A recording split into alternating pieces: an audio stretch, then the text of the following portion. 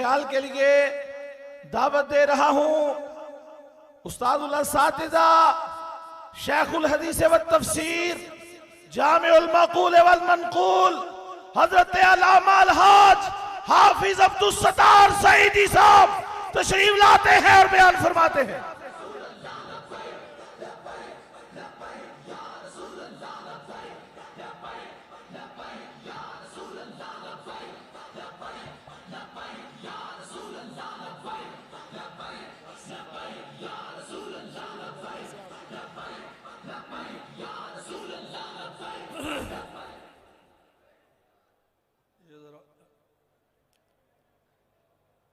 نحمدہ ونصلی ونسلم علی رسولہ الکریم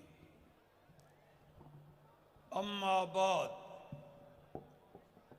فاعوذ باللہ من الشیطان الرجیم بسم اللہ الرحمن الرحیم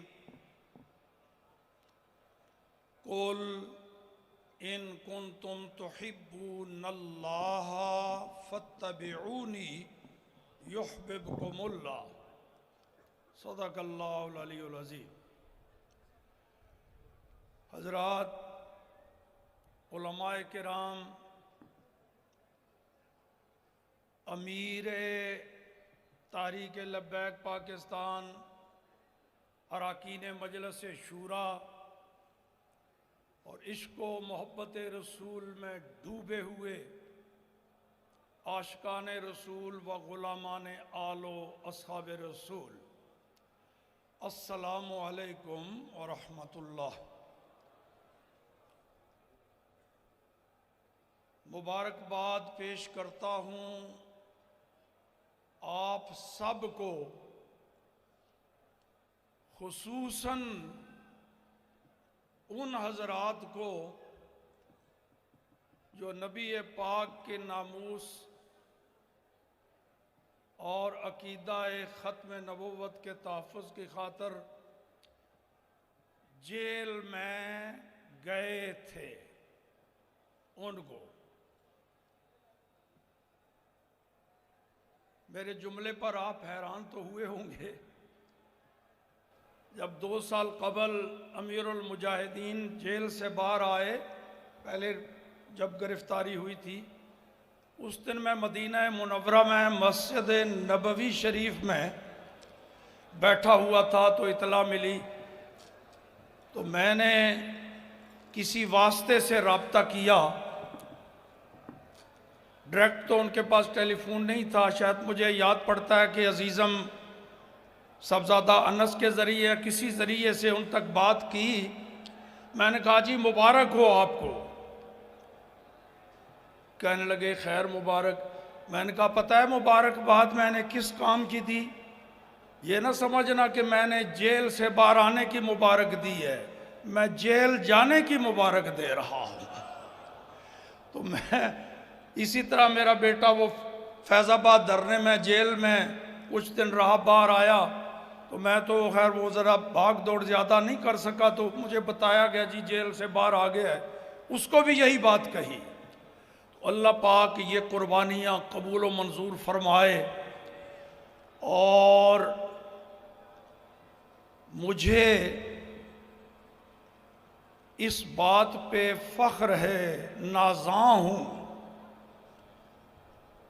کہ میں امیر المجاہدین جیسے عاشق رسول کا استاد ہونے کی سعادت رکھتا ہوں۔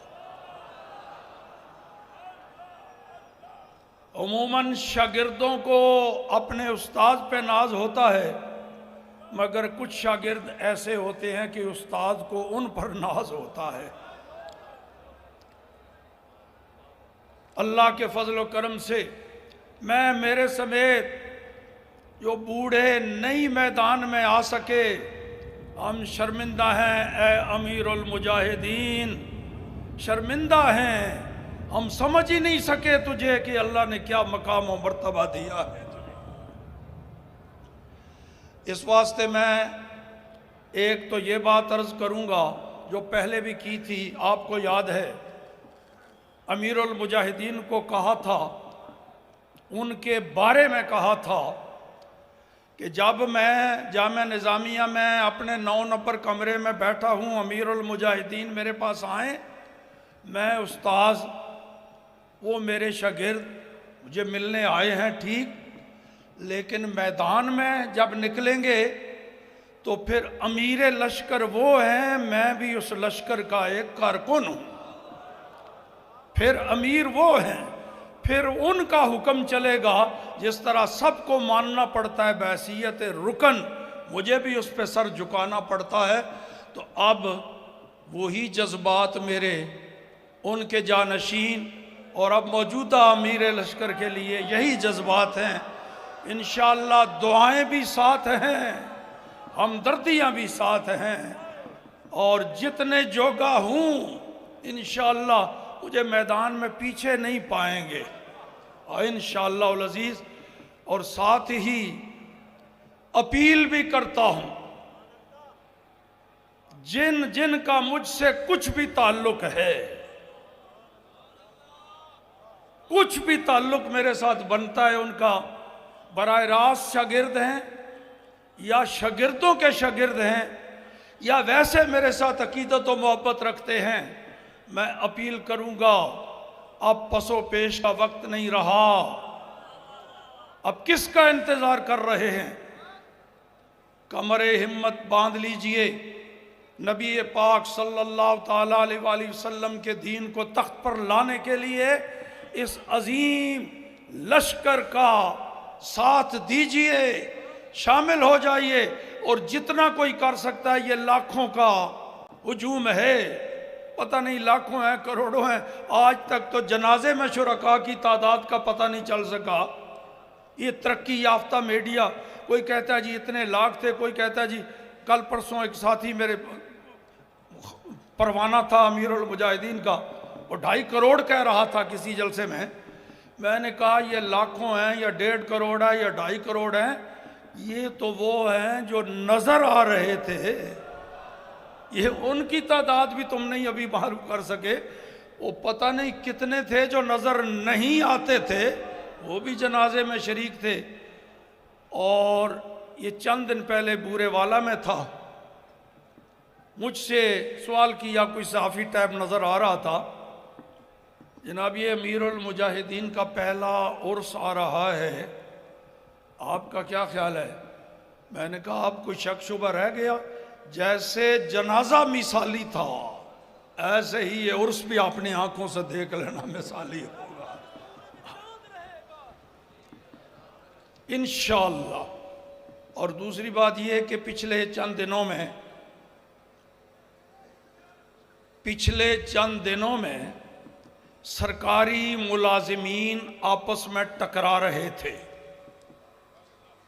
یہ پیچھے کچھ گزرے ہیں نا جی دن، سرکاری ملازمین آپس میں ٹکرا رہے تھے، ایک وہ تھے جو بندوقیں سیدھی کر کے شیلنگ کر رہے ہیں، فائرنگ کر رہے ہیں، گولیاں چلا رہے ہیں، پوچھو بھئی کیوں کر رہے ہو؟ وہ تو لبیک یا رسول اللہ کہہ رہا ہے، وہ تو تمہیں پتھر نہیں مار رہا، اس کے پاس توپ نہیں ہے، میزائل نہیں پھینک رہا، تم اس کو کیوں گولی مارتے ہو؟ وہ تو گالیاں بھی نہیں دے رہا، لبیک یا رسول اللہ کہہ رہا۔ او جی بس کیا کریں، مجبوری ہے نا جی، سرکاری ملازم ہے، ان سے پوچھو بھائی تجھے کیا ہوا ہے، تجھے پتہ ہے وہ گولی مار دے گا، مر جاؤں گا، تو کیوں؟ کہتا ہے جی مجبوری ہے، سرکاری ملازم دونوں طرف سرکاری ملازم، پر ان کی سرکار اور ان دیوانوں کی سرکار اور ہے، وہ بھی سرکاری ملازم، وہ بھی مجبور ہیں اور یہ بھی مجبور ہیں، وہ اپنی سرکار سے وفا کا حق ادا کر رہے ہیں اور یہ دیوانے اپنی سرکار سے حق وفا ادا کر رہے ہیں۔ بس اس بات پہ ختم کرتا ہوں، بہت بڑے آستانے کے، بہت بڑی گدی کے سجادہ نشین، نام نہیں لوں گا،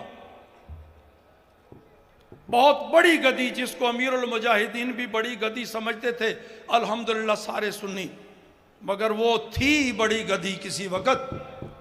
وہاں کے سجادہ نشین نے مجھے فون کیا، وہ کچھ عرصہ پہلے کی بات ہے جی، وہ آپ کے جو شاگرد ہیں نا جی، گالیاں بڑی نکالتے ہیں، گالیاں۔ میں نے کہا یہ میں مانتا ہوں کہ گالیاں نکالتے ہیں، مگر حضرت جی پیر صاحب یہ بتاؤ گالیاں کن کو نکالتے ہیں، بس یہ بتا دو۔ اس نے فون بند کر دیا۔ اللہ پاک آپ سب کے جذبات کا بہترین انعام عطا فرمائے، اور امیر المجاہدین کی خواہش کے مطابق دین مصطفیٰ تخت پر آئے اور آ کے رہے گا انشاءاللہ العزیز۔ وآخر دعوانا ان الحمدللہ رب العالمین۔